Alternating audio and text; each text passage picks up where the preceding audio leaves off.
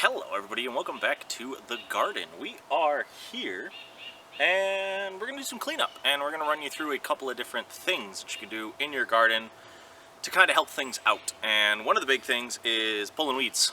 We're going to do that today, and I did just run through and cut down everything that's growing outside, except for right over on where we have everything netted by the strawberries. I'm going to have to go through and kind of hold the netting back so I don't wrap it up in the weed whacker. That'd be bad. But yeah, we're going to do that. I'm going to talk to you about that, a little bit of how to trellis your cucumbers and beans, and how to help grow plants like your peppers, which are going to be right over here.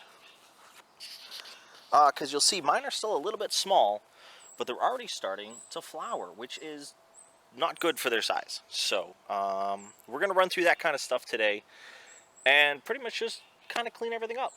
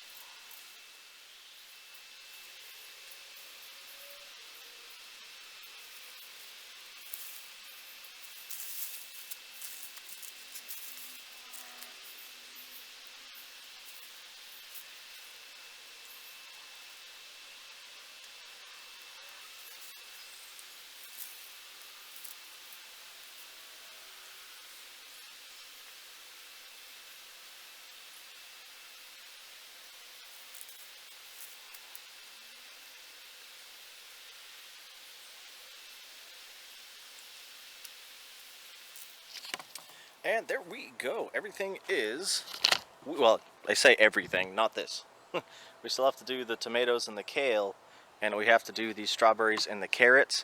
We'll probably end up doing these tomorrow. I think that's what the plan is, just because, But yeah, I thought we had lost the carrots here, because I thought the carrots were growing in between the flowers. They are not. They are growing up in here. So we do have carrots here, and again on the other side as well. And we just planted a second round of potatoes after I finished doing the whole video on the stuff over here. So we've got our first batch of potatoes, which is this stuff here, and I think these are Yukon Golds and these are russets, if I remember correctly. I may be mistaken, so I will have to look into that. And the only other thing that's gotten planted since is this here. In the compost bin, I spied some stuff growing and decided, hey, let's see what it is. I pulled it out. It is some form of a squash seed. I don't know which squash it came from, but I'm going to grow them, because why not? So they're going to be right here. I may end up moving them. It probably wasn't the best spot to put them in here with the dill, but it's where I had open space. So as we're walking through, you do see we do have some good growth. The cucumbers are going real well. At least these two are. That one's still a bit small. And then the onions here are doing real well, which I'm very happy about. Some of them are still small for whatever reason. Right at the end there, they're still a bit on the small side. But the next thing we have to talk about are the peppers. Right here. And peppers over there, but we're not going to worry about those peppers for right now. These peppers, you'll see, are still small. You know, it's not even bigger than my hand right now. And that creates a problem, because they are already starting to flower to try and produce fruit, which in this case would be peppers. Even though they're a vegetable, it's still called producing fruit. So yeah, we have to remove all of the flowers. This does not harm the plant. It's actually good to do right now, because you want this to focus on growing the plant and not on growing the fruit. And if it starts to grow the fruit, it'll stunt the growth of the plant, because it'll put all of its energy into growing the fruit. So as you can see down the end here, they are a little bit bigger, but I'm going to pull the flowers off of these as well. This one I'm going to keep the flowers on. This one I feel is a good size, and we'll be able to work with it. This is one of the pepperoncinis, and I think it's good. This is also the bigger of the kale. This kale is doing very good over here, which is good. But that one there is a little bit small, so we'll probably pull the flowers off of that one too. And this will probably be the only time I do it. Might do it one more time on these peppers, but I currently don't know. I will link a video down below that'll explain a little bit more about pulling flowers off your peppers. It's by the Pepper Geek. I actually watch a lot of his videos here and there on pepper care, because I've never really done a lot of work growing peppers. I've just kind of grown them and hoped that they worked. So sometimes you got to do a little research, and that's just kind of how it goes. So I am going to get these all deflowered, and we'll be right back. Alright, so I've still got a couple more to do, but I thought we'd take a quick second to show you guys a little bit more about how to do this. So in the Pepper Geek video that I was talking about, that if I remember to, should be linked down below. If I don't, I apologize. Let me know and I'll put it in the comments. They said you can just pinch them off, so we'll just pinch like this one, and you just pinch it and it comes off. Another way you can do it, and I noticed this while doing the others, you can actually do it the way you pick peppers. And the best way to pick peppers is, and I saw this, I'm gonna link people as well, is the Veggie Boys. This is where I learned a good way to pick peppers. They're a group of people in Pennsylvania who run a farm. It's a family. And I really like what they do, and they talked about the easiest way to pick peppers without damaging the plant, and that is lift. So obviously it's a bit tough on this to show you. I'm going to try, and you just lift it back and give it a twist. Because most of the peppers will base their stem. It's really hard to show off on these. Once we get actual pepper growth, we'll be able to show you, but they put it in the little crevice, a lot of them between the leaf and a stem.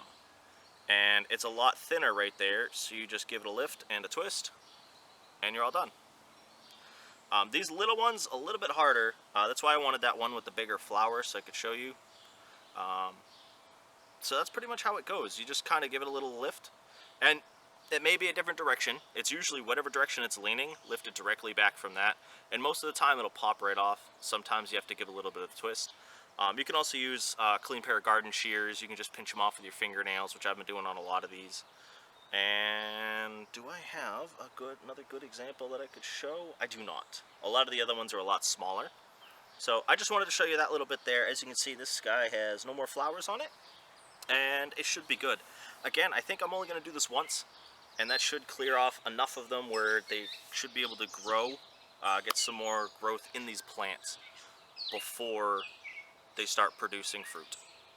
And here we are. That is my little snow pea trellis right here.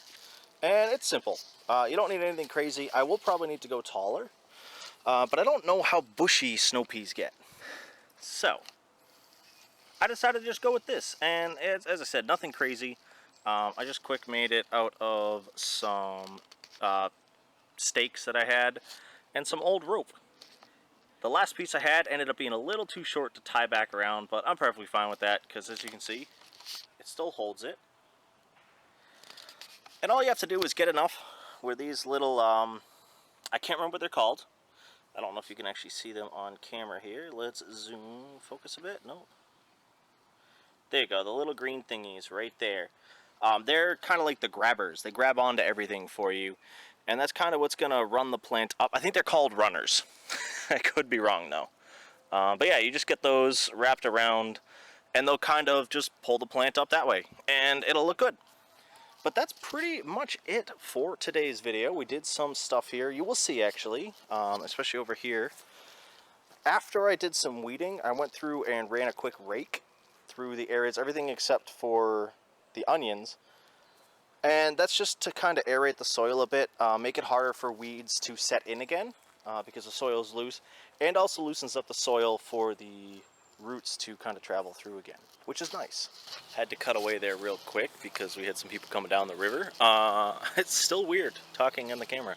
But yeah, I as I was saying, I think that's going to be a good place to wrap it up. I will finish up the weeding. It's getting a little dark, and we're supposed to have some showers moving through. So I want to wrap up before those hit. And so yeah, as I was saying, this is where we're going to be wrapping it up today. If you do have any questions or ideas, let me know in the comments down below. If you feel I forgot anything, feel free to share it. Help the people out. In a next video, the next garden care video, we'll probably talk about pruning tomato plants. I don't see a problem with it. I know that some people are for it, some people are against it. I'm going to prune mine just because I have the kale growing under them. Normally I don't mess around with it too much, but we'll look into that probably next week or the week after. So with that being said, I want to thank you all for stopping in. I hope you did enjoy, and I hope you have a nice night, day, morning, evening, or whatever it is, wherever you are. This is my defense. I hope to see you again soon. Peace.